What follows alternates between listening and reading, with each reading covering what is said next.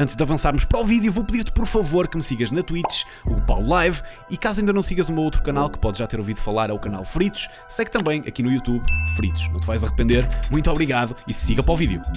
Ora bem, vamos reagir ao quê? A mais um vídeo do canal Fern.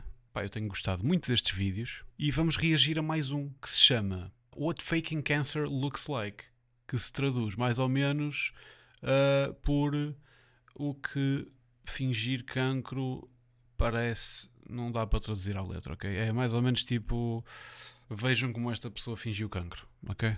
Eu da última vez fui um otário e meti isto com legendas em inglês, que não é o ideal para a malta tuga, mas felizmente o YouTube tem aqui uma opção que eu não sabia, que é o traduzir automaticamente. Opa, vão haver se calhar uns erros e tal, mas pelo menos já ficam com a malta que não está confortável com o inglês, fica com uma ideia mais clara do que é que está a ser dito. Ora, vamos lá. It's the 10th of August 2015. A large crowd of One Direction fans are waiting outside the Natural History Museum in London. Já lá fui. Today, Lewis Tomlinson is hosting a charity event at the museum, the Cinderella Ball. He has brought along his bandmate Liam Payne and his mom to raise money for terminally ill children. Bro, isto aqui são fotos, são montagens feitas no Paint, bro. Isto são fotos falsas. Porquê é que eles estão a fazer? Não têm fotos deles, tipo, normais? Mano, isto é montagem de Paint, bro. Raise money for terminally ill children. Windows Paint. These children and their families are going through an incredibly hard time. They spend a lot of hours in hospitals because of their illnesses. But today, at the Cinderella Ball, it is going to be a magical and unforgettable evening for them. Dressed in beautiful dresses and suits, they have already walked the red carpet and are now eagerly waiting for the One Direction stars. Ok, é tipo um evento de, the ball is a huge success. De solidariedade. Everyone has a good time. It's hosted by... É pá, do que eu estou a perceber, pá, eu não sei o que é que pode correr mal aqui. Quer dizer, uma espécie de um baile, um evento em que foram chamados putos com doenças terminais para verem os ídolos deles, não é? Os One Direction e tudo mais. Agora, imaginem, tipo, o que é que pode correr mal? British charity organization. Believe in Magic. Okay. The charity was founded in 2011 by the then 16-year-old Megan Barry and her mother Jean. Megan understands the needs of terminally ill children. Since the age of 13, she has been seriously ill herself. Ok, ela própria esteve muito doente, ok? With brain cancer. She decided to help all those children like her and founded Believe in Magic. At the event... Pronto, pá, uma história inspiradora, quer dizer, uma gaja que quando era chaval era muito doente com um cancro cerebral e pá, quer usar a história dela para inspirar outras crianças a passar pelo mesmo e criou esta organização, não é?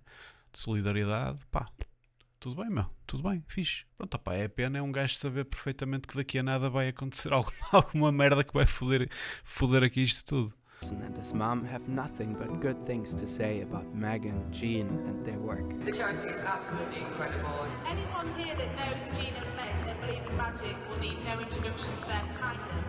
These two ladies are the charity. No admin, no drivers, no advertising department, they do everything themselves. Very simply, they just want the children of the charity to have some magic and have some experiences. Megan and Jean sure seem like incredible people.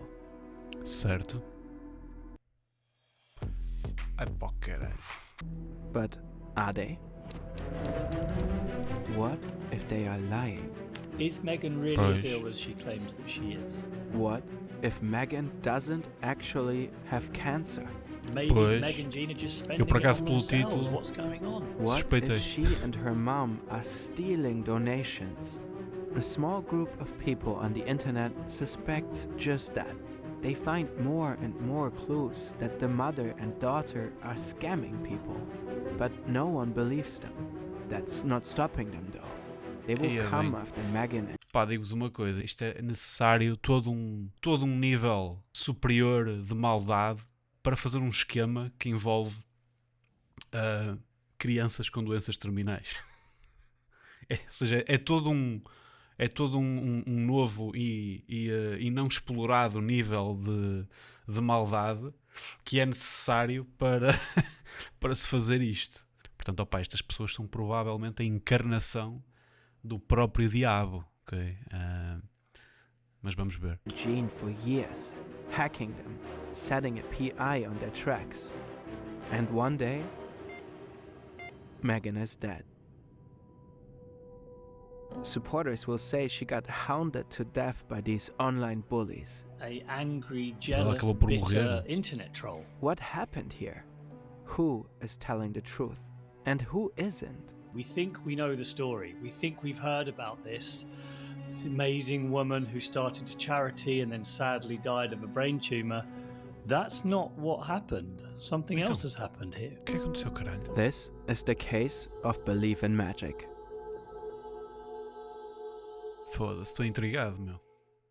Hey, Mrs. Smith, your bank account has been breached. Could you please answer the following questions so we can reset your account? What's your social security number? Scams do not always include celebrities, a charity for ill children, and colorful wristbands. A simple phishing mail or call might be enough to lure you into an elaborate scheme. But how do those scammers get your data in the first place? So-called data brokers gather all the available about us on the internet. Your contact information. My name is Jamie Bartlett. I am the writer and presenter of the podcast series Believe in Magic. Jamie and his team have been investigating the story of Megan Barry and her charity in 7 brilliant episodes for the BBC. Be sure to check them out. You can also find Jamie on Instagram.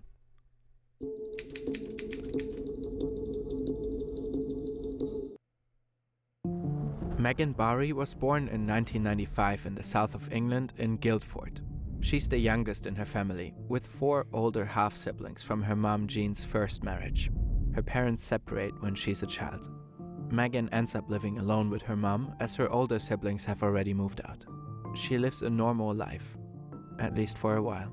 When Megan is 13 years old, she wakes up in this sort of agonising pain. She's sick, she can't see properly, she sort of tells the world that she's been rushed to hospital where they diagnose her with something called idiopathic intracranial hypertension. That's a rare brain condition where the fluid around the brain, the cerebrospinal fluid, doesn't drain properly. This leads to increased pressure inside the Mas skull. foi diagnosticada com isto, ou seja, isto é verdade, ela teve este problema, certo? Experience severe headaches and vision problems. Megan starts blogging about her hospital treatments and doctor appointments. She leaves school and has to undergo numerous medical procedures. Well, I've had 24 operations in the last few years. Wow. Megan is not too sick to watch TV though. 24 And around that time, cabeça, 5 young men meet as contestants on X Factor. They end up forming a boy band. São aqueles gajos do One Direction. Por acaso não é esse fenómeno que eu tenho Megan, seguido, like so many teens around the world, is a huge fan. In March 2011, a dream comes true for her. The band is on tour and performs at the O2 Arena in London. After the show, Megan gets to meet the boys along with other ill children. Okay.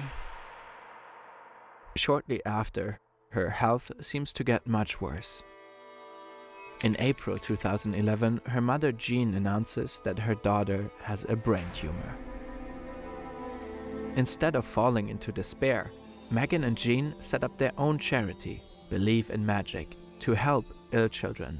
And I've been in and out of hospital and seen so many other very poorly children, and I just sort of realised how much that you miss out on when you're poorly and how much the other children are going through. And just wanted to do something to sort of give them the magical experiences back and to be able to be children again.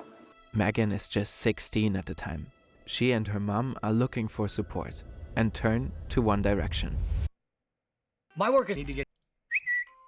The band members are touched by Megan's story and start supporting her charity. They start wearing Believe in Magic wristbands. Fans immediately jump at the purple accessory and barely squeeze it in between the others. Other celebrities also start supporting Believe in Magic, but the relationship with One Direction... Era a malta do Harry Potter, não é? Other celebrities estes also start supporting Believe in Magic, but the relationship with One Direction remains special. Hi, it's Louis from One Direction. We've been working with Believe in Magic now for a few years and we think Meg and the team are absolutely incredible. Donate below. Harry Styles' stepfather Se gets isto his realmente acabar por ser ganda scam, isto é bué da grave, meu. Tipo, estas celebridades deram esta visibilidade ao movimento. Se esta merda acaba por ser um scam, é mesmo grave, meu. chest hair waxed for Believe in Magic in July 2012. Harry Styles' mum even climbed Mount Kilimanjaro to raise money for Believe in Magic. That's how sort of close they were. And in 2015, Lewis Tomlinson hosts the Cinderella Ball with his mom. Meghan and Jean look incredibly happy that evening. Eles acabaram Their por charity ser is an scamados também, enormous não é? Ao success. que parece. They fulfill wishes and gift trips to Disneyland or VIP tickets for a Chelsea match. Some children Olha o are David even Luiz. invited to Buckingham Palace to decorate the Christmas tree. All the children were given beautiful handmade dresses that were made by whoever made the bridesmaids' dresses for Kate and William. Despite Meghan's illness, she and her mom do everything they can to make the children happy. Meghan even receives an award from the then British Prime Minister David Cameron. He praises Meghan's courage to fight for the fulfillment of others' dreams despite her own illness. He calls her an inspiration to us all. Meanwhile, though, Meghan's health seems to be getting worse and worse. According to Jean, she has to take over 100 pills a day, endure injections, and cope with continuous pain, numerous hospital stays, surgeries. In fact, she is so unwell that Meghan and Jean have to repeatedly ask the Believe in Magic community for money. For example, in 2012, when Meghan needs special treatment at Boston Children's Hospital in the US. The message is Meghan has helped everyone. Meghan has given up her life trying to raise money for others. It's now time to help Meghan back. 3 years later follows another appeal, Help Save Meghan. Jean announces that Meghan's brain tumor has worsened. Meghan requires proton beam therapy in the US, and they need about $180,000 for it. Estavam sempre a pedir The dinheiro. fundraising goal is reached in just 33 hours. Claro. A contar com o But apoio then das Jean posts an celebridades e o update that caralho. Meghan's tumor is much worse even than they thought. It has, in her words, developed tentacles which have wrapped itself Pois, mas around estavam one of sempre a the two escalar main para pedir mais arteries e mais in e mais Meg's dinheiro. brain and the primary blood supply to her brain.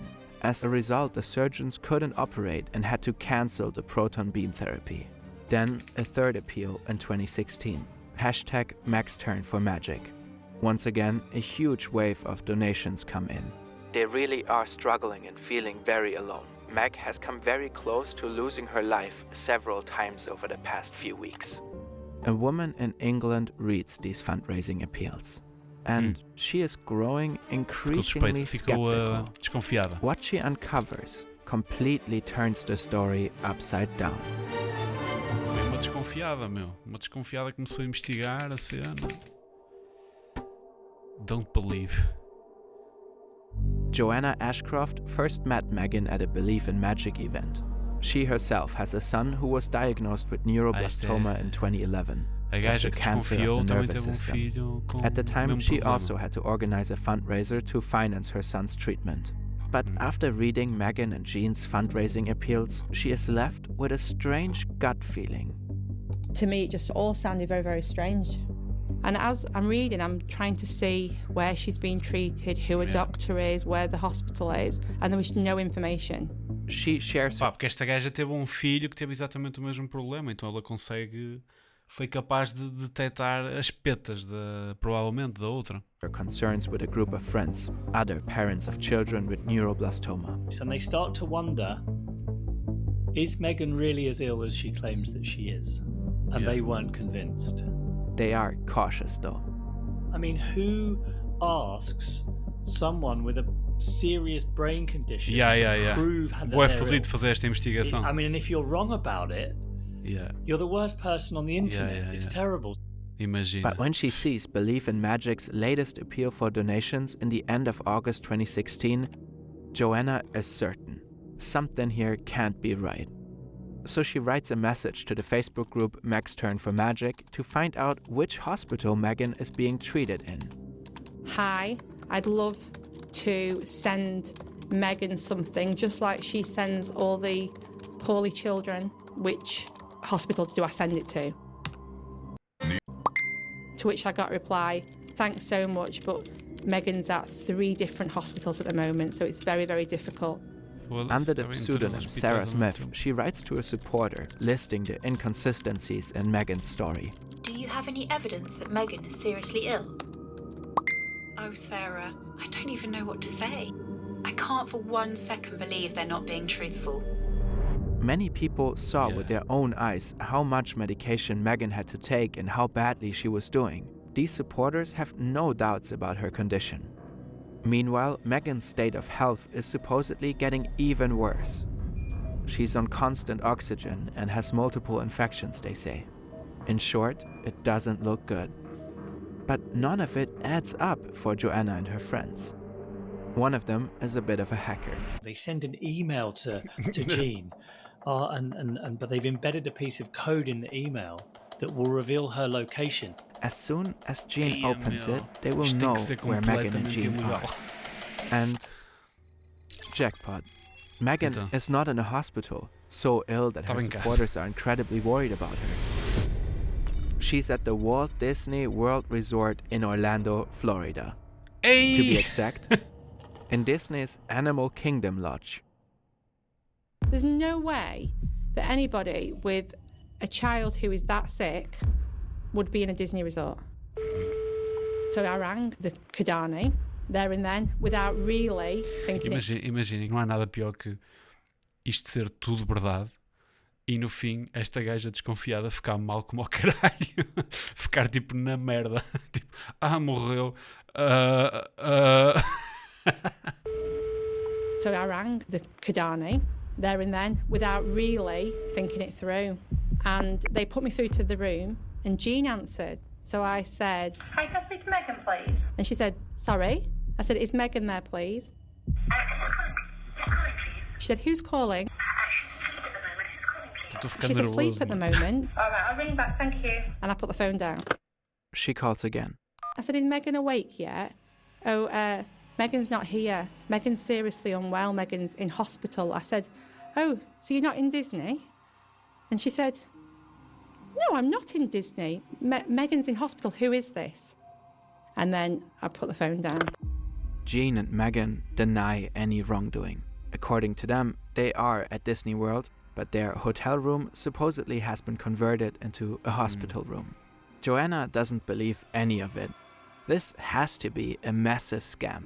She contacts the Charity Commission, doctors and the police, but no one takes action. She and her friends don't give up though. When a new opportunity arises to uncover Jean and Megan's apparent scam. Isto é preciso muita dedicação para andar aqui atrás da...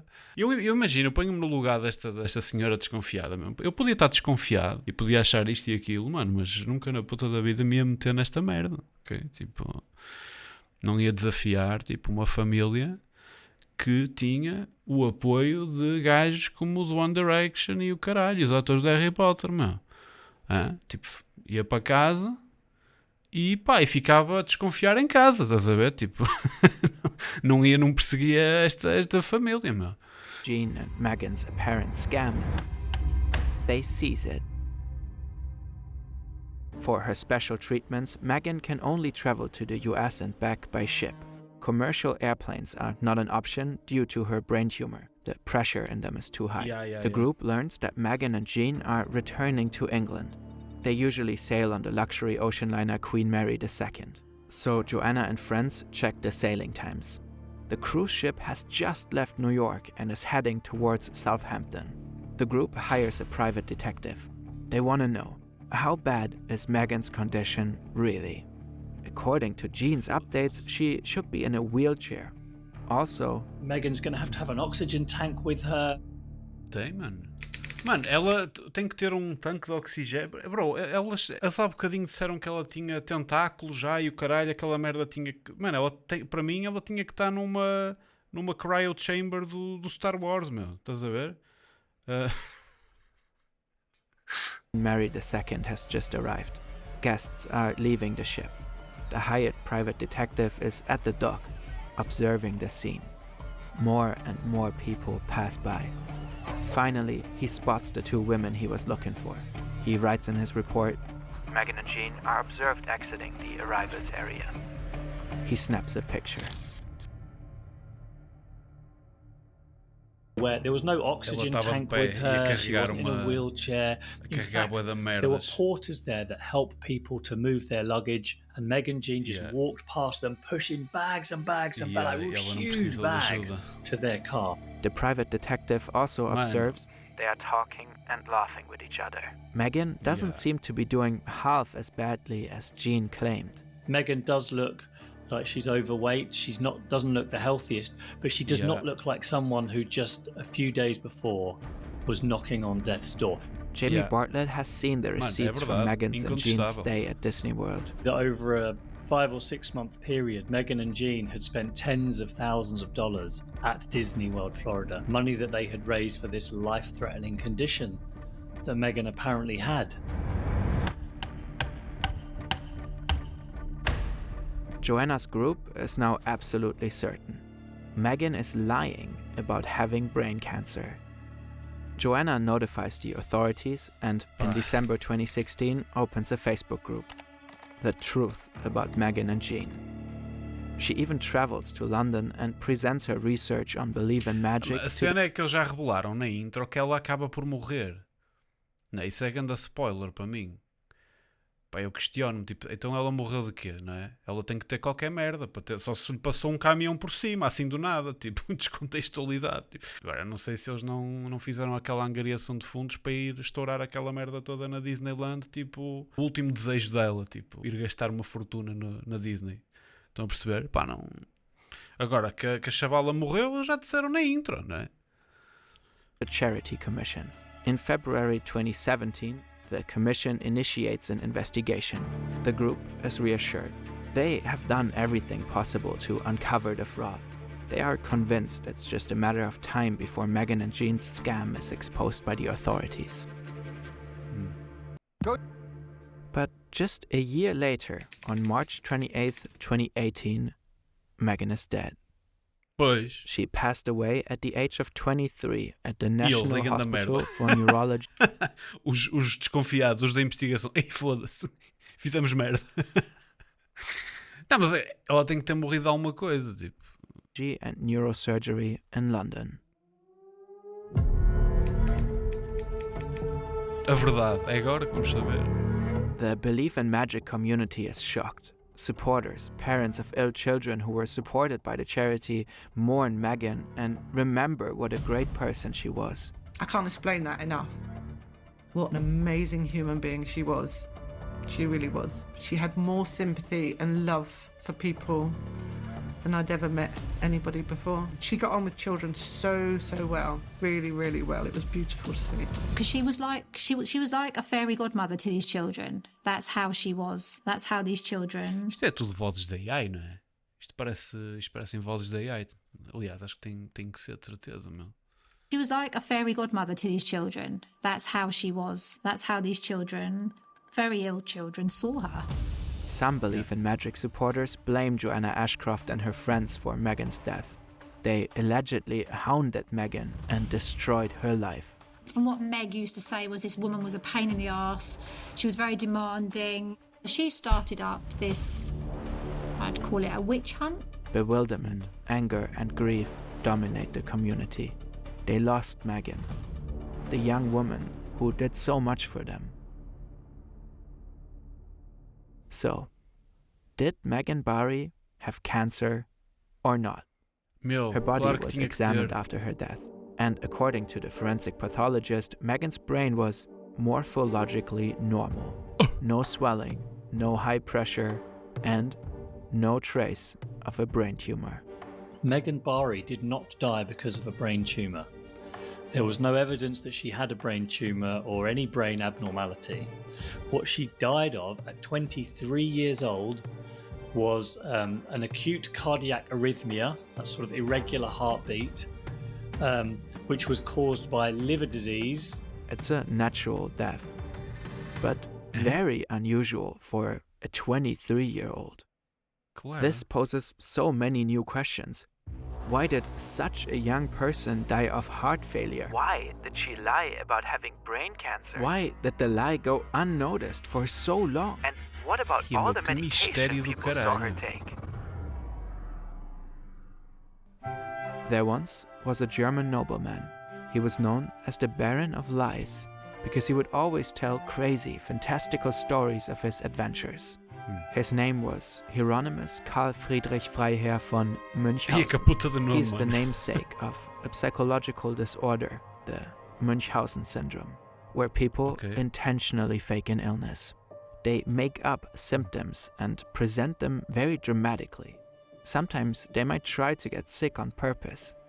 They go from doctor to doctor describing their fabricated or self-induced complaints for attention, pity, or even money. Could that be the reason why Meghan claimed to have brain cancer? She especially loved one member of One Direction, Harry Styles. She was absolutely obsessed with One Direction, completely in love with Harry Styles. I think she changed her Twitter to Meg Styles or something like that. She wouldn't stop talking about them. When Meghan first met One Direction in 2011, she was supposedly dealing with idiopathic intracranial hypertension. It causes discomfort, but usually it's not life-threatening. Though only a few weeks after that encounter, she suddenly claimed to have a brain tumor. You know, there are so many people trying to get... Opa, se calhar ela curtiu tanto a atenção que teve naquele momento em que conheceu a banda, e essa atenção vinha dela ter uma doença especial, não é? Se calhar curtiu o tipo da atenção que teve, não é? Que se calhar não, ou quase de certeza que não teria tido a mesma atenção se não fosse uma chavala doente que acabou por ir lá conhecer a banda e ter essa oportunidade de conhecer a banda, pá, por causa de ter uma doença complicada, acredito eu. Mas pá, pode ter iniciado aí um ciclo de extrapolar tipo a doença para outro patamar ainda, para conseguir ainda um ciclo vicioso de atenção, não é?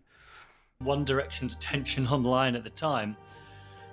But if you're extremely unwell, you're more likely to be able to do that.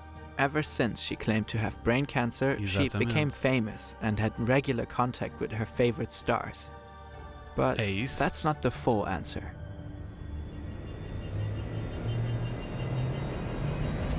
And Jean said, "Oh, Natalie, all you need to know is the sicker Meg is, the more attention we get, the more money we make."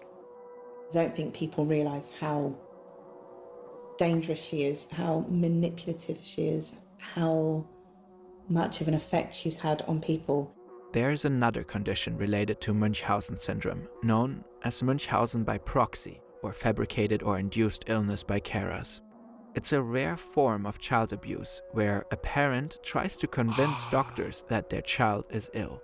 In addition to lying about the child's symptoms and diagnoses, it can also involve intentionally causing illnesses. Sometimes the parents are aware of their behavior, sometimes they are not.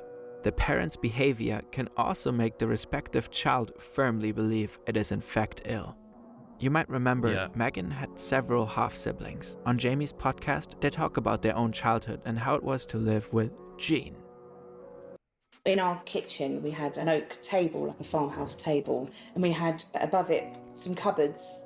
4 of us would sit around the table, and every time we'd sit down for dinner, we'd play this game because there would always be a tin that would roll off the top of the cupboard and nearly hit us on the head. Jean wanted one of us to have an accident, and for us, that doesn't seem unusual or far-fetched. That explains what she was like. They seem to have the memory that Jean somehow revelled in her children being unwell, that she liked the attention, she enjoyed the drama. She got to be seen as the heroic caregiver. One of the daughters had kidney issues when she was 9. Jean's solution? Giving her cups of salty Bovril. And that's the last thing you should ever do if you have those kinds of conditions. You know as an adult that giving cups of very salty drinks to a child who's got kidney problems is bad. There was 4 of us, all within a couple of years of each other. They didn't get Bovril, only I got Bovril. So was it a deliberate thing? According to the sisters, whenever someone they knew was sick or injured, Meghan would suddenly fall ill with a similar condition. At this point, they were already grown up and Megan lived alone with Jean. When the newborn niece needed oxygen tanks, Jean suddenly announced that Megan in America also relied on oxygen tanks. If the half-brother had crutches due to a knee injury, Megan also had them shortly after, when the half-sister era tipo uma competição de doenças para esta mãe, bro. Isto é que é doente. Ela é que era doente, mano. Eu estou aqui a pensar, até tenho medo, se não foi a mãe que a matou. Quando começou a ter aquele grupo de desconfiados atrás dela, se calhar viu-se aflita e para provar que realmente a filha estava doente, não é? Que a filha realmente estava doente, matou-a, mano. Tipo, espero que não tenha sido assim, não é? Sepsis, Megan was suddenly hospitalized for sepsis too. I'm going to predict this is going to happen next, and then we'd like put little bets on it, and we'd be like, yes, we got it right. Yeah. Megan was just 13 years old when she supposedly got ill. Her entire teenage years were marked by doctor visits and surgeries. Her whole life revolved around her supposed illness. From a very young age, Megan was kind of encouraged and indulged to be a very unwell person. So rather than, as most parents would do, you encourage your child to be healthy, and if they are unwell, get them over it as quickly as possible. This was the opposite. She took a lot of meds, including opioids. Doctors noted opioid-seeking behavior in her, and always by her side was her mother. Jean was the one who often posted the fundraising appeals, and she was also the one who... Mano, e outra coisa, isto não parece uma mãe de uma miúda de 23 anos, certo? And always by her side. Mano, isto parece no máximo a avó dela. Não quero estar a ser preconceituoso, mas pá, porque há realmente pais que têm filhos muito mais tarde e tudo fixe, mas não consigo evitar olhar para aquela senhora e ver uma bruxa, meu. Was her mother. Jean was the one who often posted the fundraising appeals, and she was also the one who first mentioned Megan's brain tumor in a Twitter post. Part of the motivation here seems to have been to become a celebrity, to meet celebrities, to meet One Direction, to become this hero that could then look after other kids, because they were able to help a lot of children. A lot of children got a lot of benefit from the work Megan and Jean did. And I think they enjoyed doing that for those children. I believe that's why the charity came about and why the charity was started. Mano, isto aqui para mim é... Mano, é um nível de doentio absurdo. Estamos aqui tipo a ver crianças realmente doentes, estado terminal, e depois temos todo este enredo aqui, né, por trás deste evento, com contornos tão malévolos, não é? Tipo, tão perturbados, meu. É uma coisa perturbadora, meu. Why the charity came about and why the charity was started, to get the attention of One Direction. Later, a special review was conducted into Megan's death. Despite there being no formal diagnosis of FII in this case, the presentation and coroner's conclusion lead all involved to think it was likely to have been FII. Belief in Magic was investigated in 2017. It was found that charity money had been transferred into Jean's personal bank account and £100,000 were unaccounted for. In August 2020, Believe in Magic was closed down. Jamie and his team tried to locate Jean. They tracked her all the way to France and back to the UK, but to no avail. And Jean never ever responded to us until right at the very end, just before we were about to publish, where she sent us a sort of blurry picture of a brain scan and said, look, this is proof that Megan really did have a brain tumour. How dare you question me? And she, of course, denied everything, denied that she'd ever wanted to harm Megan, denied that she'd lied about it. In the end, we may never get all the answers to this case. But hopefully the story of Megan Barry can help to make sure that this doesn't happen again. Munchausen's syndrome by proxy, or as we call it now, FII in the UK, is not just something that can happen to small children. You can be an adult and still be heavily under the influence of your parents or a caregiver. And that is something that the NHS here in the UK has now recognised and is starting to put out more guidance about this problem. Partly, I think, as a result of this case. Yeah. Muito bom, meu. Muito bom, como sempre. Pá, uma história um bocadinho triste, né? Um bocadinho perturbadora. Ali com os One Direction à mistura e tudo mais. Opá, mas a direction desta mulher devia ser a prisão. É o que é.